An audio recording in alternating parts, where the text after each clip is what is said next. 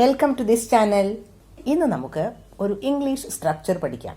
Daily ലൈഫിൽ, നമ്മുടെ daily കോൺവെർസേഷനിൽ ഒരുപാട് യൂസ്ഫുള്ളായ ഒരു സ്ട്രക്ചർ. സാധാരണ നമ്മൾ പറയാറില്ലേ, എന്താണ് ചെയ്യേണ്ടതെന്ന് എനിക്കറിയില്ല, എന്താണ് എഴുതേണ്ടതെന്ന് അവനറിയില്ല, എന്താണ് വാങ്ങേണ്ടതെന്ന് അവർക്കറിയില്ല.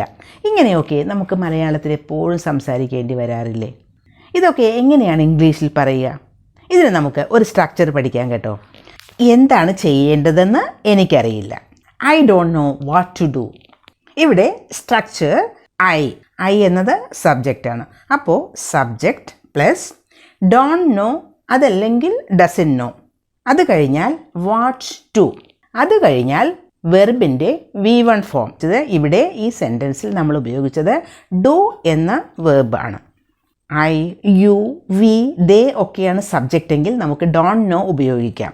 ഹി, ഷീ ഒക്കെയാണ് സബ്ജക്റ്റ് എങ്കിൽ നമ്മൾ ഉപയോഗിക്കേണ്ടത് ഡസൻറ്റ് നോ എന്നാണ്.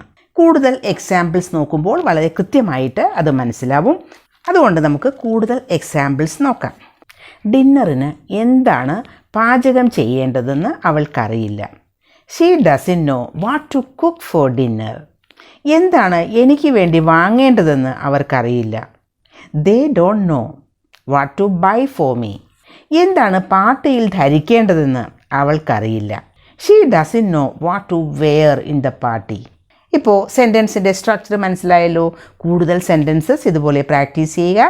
മാത്രമല്ല, ഒരു എക്സാമ്പിൾ സെൻറ്റൻസ് കമൻറ്റ് ബോക്സിൽ എഴുതാൻ മറക്കരുത് കേട്ടോ.